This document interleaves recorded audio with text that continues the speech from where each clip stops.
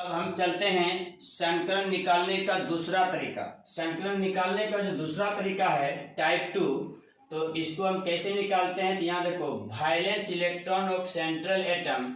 तो valence electron of central atom, जैसे मान लो CH4 है, तो इसमें सेंट्रल एटम कार्बन को बोलते हैं।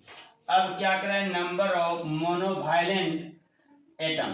तो मोनोवायलेंट एटम जो है आपका ये होगा, क्योंकि इस पे -1 चार्ज होता है हाइड्रोजन पे। अगर जिस पे -1 और +1 चार्ज रहे सेंट्रल एटम के बगल में, उसको हम लोग बोलेंगे मोनोवायलेंट एटम। ठीक है। अगर यदि ऑक्सीजन यहाँ पे आ जाता है -2, तो ये मोनोवायलेंट एटम नहीं है। ठीक है। -1 और +1 चार्ज वाला अगर यदि आता है तो उसको बोलते हैं हम लोग मोनोवायलेंट एटम। चलो अब हम लोग चलते हैं, सोल्व करते हैं। तो इसको देखिएगा। ठीक है। Carbon dioxide.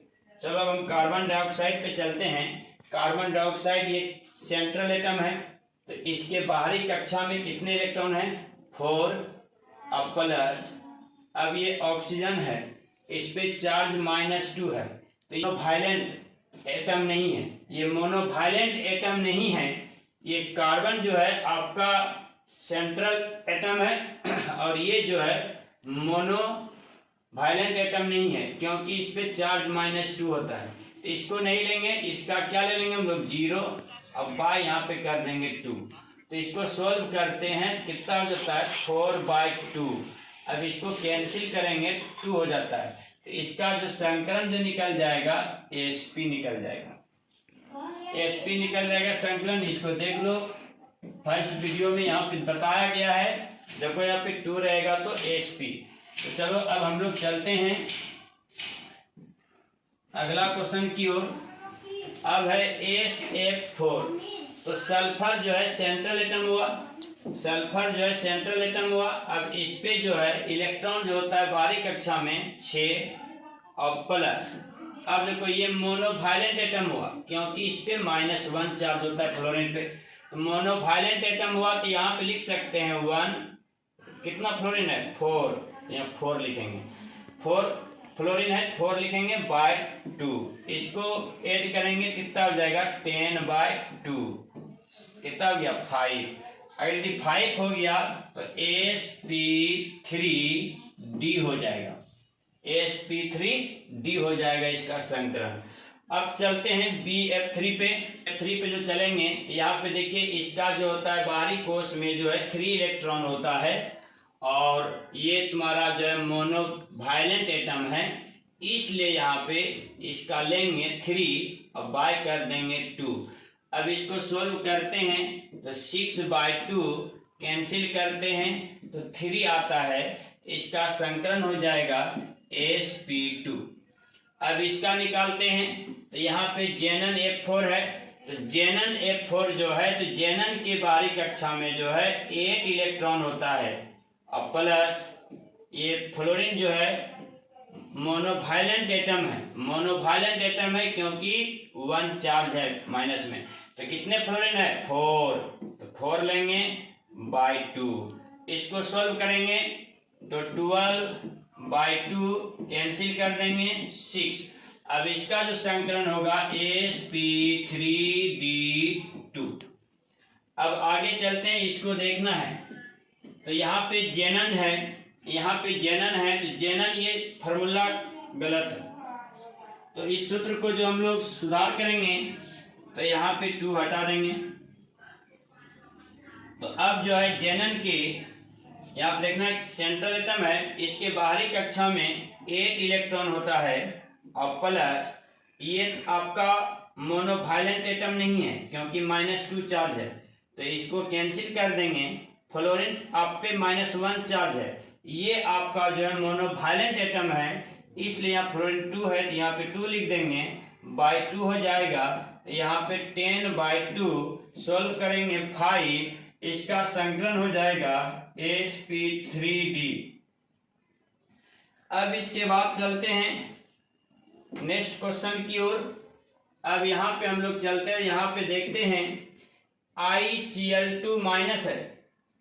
अब इसको सोल्व करेंगे तो ये आपका जो है सेंट्रल एटम हुआ, I के बाहरी कोश में जो इलेक्ट्रॉन है 7 और प्लस। अब यहाँ पे देखना है कि ये क्लोरीन जो है, क्लोरीन कितने क्लोरीन है, इस पे चार्ज -1 होता है, तो ये मोनोवायलेंट एटम है, मोनोवायलेंट एटम है। तो यहाँ पे जो देखेंगे क्लोरीन 2 है तो यहाँ पे 2 लिखेंगे। लेकिन एक और इसमें देखना पड़ेगा, चार्ज, इसमें देखिए चार्ज आ गया है। अगर माइनस में चार्ज होगा तो उसको यहाँ पे प्लस में कितने चार्ज है 1 माइनस, तो 1 प्लस कर देना है और फिर बाई 2 कर देना है। अब यहाँ पे हो जाएगा 10 ऐड करके 10/2 कैंसिल करेंगे तो यहाँ पे 5, तो इसका भी संकलन जो हो जाएगा sp3d हो जाएगा। अब चलते हैं I3- की ओर, तो I3- की ओर चलते हैं। तो अब इसको जो बनाना है हम लोगों को किस प्रकार बनाएंगे, तो यहाँ देखिए I2 इस तरह लेंगे माइनस। तो अब देखिए यहाँ सेंट्रल एटम जो आपका हो गया 7, इसका बाहरी कक्षा में इलेक्ट्रॉन 7। अब फिर जो है यहाँ पे आयोडीन जो है 2 गो है, तो यहाँ पे 2 लिखेंगे क्योंकि ये मोनोवायलेंट एटम है, क्योंकि इस पे चार्ज आयोडीन पे जो है -1 होता है।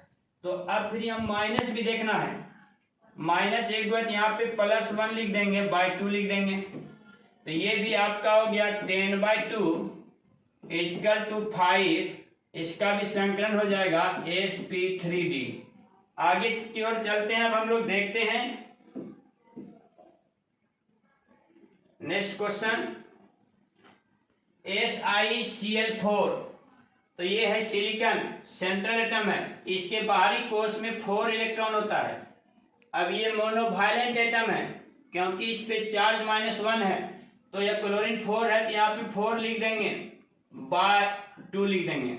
अब इसको सोल्व करेंगे तो कितना हो जाएगा 8/2, कैंसिल करेंगे तो कितना हो जाएगा 4।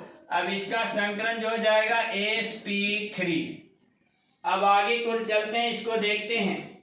यहाँ पे है सल्फर, सल्फर के बाहरी कोश में जो इलेक्ट्रॉन होता है 6। अब यहाँ पे देखना है कि ये आपका मोनोवायलेंट एटम नहीं है। क्यों नहीं है, क्योंकि इस पे चार्ज जो है -2 होता है। मोनोवायलेंट एटम जब नहीं है तो इसका 0 ले लेंगे और फिर चार्ज कितना है -2, तो इस पे +2 लिख देंगे, अब बाय में 2 लिख देंगे। तो सोल्व करेंगे कितना हो जाएगा 8/2, कैंसिल करेंगे कितना हो जाएगा 4, इसका जो संकलन हो जाएगा sp3। ये पहला वीडियो में आगे ही हम बताए हैं, ठीक है, कि 4 जब रहेगा तो उसका संकलन कितना होगा, देख लीजिएगा। यहाँ पे देखिए फर्स्ट में ही हम बताएं आप लोगों को कि अगर 4 रहता है तो sp3 संकलन होता है। तो आगे को चलते हैं। अब हम लोग अब है H2O, H2O में देखते हैं, इसमें जो सेंट्रल एटम है ऑक्सीजन। अब यहाँ देखो काउज हो रहा है, यहाँ पे ऑक्सीजन को हम लोग छोड़ते थे लेकिन यहाँ पे ऑक्सीजन को हम लोग ले रहे हैं। ऐसा क्यों कर रहे हैं, क्यों ऑक्सीजन जो है इसको बोलते हैं सेंट्रल एटम और इसको बोलते हैं मोनोवायलेंट एटम, इसलिए यहाँ पे इसको बोलते हैं केंद्रीय परमाणु। केंद्रीय परमाणु तो हमको लेना ही पड़ेगा। तो केंद्रीय परमाणु के बाह्यतम कोश में जो इलेक्ट्रॉन होता है ऑक्सीजन है, तो कितना होगा 6 होगा। और फिर प्लस मोनोवायलेंट एटम, मोनोवायलेंट एटम यहाँ पे है, देखिए +1 होता है हाइड्रोजन पे चार्ज, 1 जब आ जाएगा तो ये मोनोवायलेंट एटम हो जाता है। यहाँ पे 2 लिख देंगे, 2 हाइड्रोजन था तो बाय 2 कर देंगे, 8/2 कैंसिल करेंगे 4, तो इसका संकलन जो हो जाएगा sp3। चलो अब आगे की ओर चलते हैं, देखते हैं नेक्स्ट क्वेश्चन। SO3 है, तो अब यहाँ पे सेंट्रल एटम जो है सल्फर है और मोनोवायलेंट एटम जो है ऑक्सीजन है। तो सल्फर के बाह्यतम कोश में 6 इलेक्ट्रॉन प्लस, अब ये जो ऑक्सीजन जो है ये तुम्हारा जो है मोनोवायलेंट एटम नहीं है। मोनोवायलेंट एटम जब नहीं है तो इसका हम क्या ले लेंगे 0/2 करेंगे। तो सोल्व करेंगे कितना हो जाएगा 6/2, इसका हो जाएगा 3, जब 3 हो जाएगा तो इसका संकरण हो जाएगा sp2 हो जाएगा। अब चलते हैं NO3 की ओर देखते हैं। नाइट्रोजन के बाइटम कोष में 5 इलेक्ट्रॉन, तो यहाँ पे लिखेंगे हम लोग 5। इसके बाद ऑक्सीजन जो है आपका मोनोवायलेंट एटम नहीं है, क्योंकि इस पे -2 चार्ज है, तो इसको हम नहीं लेंगे, इसके बदले हम 0 लेंगे। अब यहाँ -1 चार्ज है तो +1 ले लेंगे बाय 2, तो इसको ऐड करेंगे तो 6/2 कैंसिल करेंगे 3, तो इसका संकलन हो जाएगा sp2। अब चलते हैं PCl5 की ओर। तो फास्फोरस के बाइटम कोष में इलेक्ट्रॉन जो होता है 5 होता है। अब प्लस ये आपका मोनोवायलेंट एटम है, क्लोरीन जो है आपका मोनोवायलेंट एटम है। तो मोनोवायलेंट एटम है क्यों? क्योंकि -1 चार्ज है, तो इसलिए यहाँ पे हम लेंगे क्लोरीन कितना है 5, तो यहाँ पे 5 ले लेते हैं बाय 2। सोल्व करते हैं 10/2, यहाँ पे हो जाता है 5, इसका संकलन होता है sp3d। अब आगे को चलते हैं। ICl4- है, तो अब इसके सेंट्रल एटम को देखेंगे। I है, इसके बाइटम कोष में 7 इलेक्ट्रॉन होता है, प्लस ये आपका मोनोवायलेंट एटम है। मोनोवायलेंट एटम है, इसको हम क्या करेंगे, कितने क्लोरीन है 4 क्लोरीन बाय 2। अब फिर यहाँ देखना है कि चार्ज भी है, इस पे -1 चार्ज है, तो यहाँ पे +1 लेना पड़ेगा। इसको अगर यदि हम सोल्व करते हैं तो यहाँ पे कितना हो जाता है 7 है, 7 + 1 8, 8 + 4 12, 12/2 कैंसिल करेंगे 6, तो इसका जो संकलन हो जाएगा sp3d2। तो अब अगला क्वेश्चन देखते हैं क्या है।